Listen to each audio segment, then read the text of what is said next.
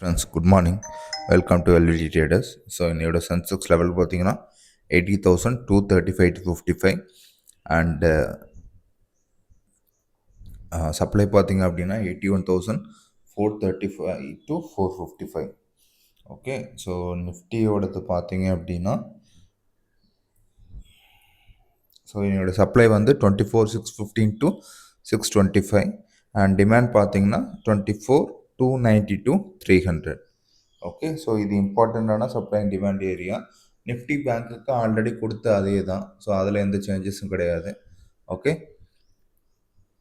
So market அங்கே வந்தோடனே எப்படி ரியாக்ட் ஆகுதுன்னு பார்த்துட்டு பேஸ்ட் ஆன ட்ரேட் எடுத்துக்கலாம். So we are not SEBI registered advisor.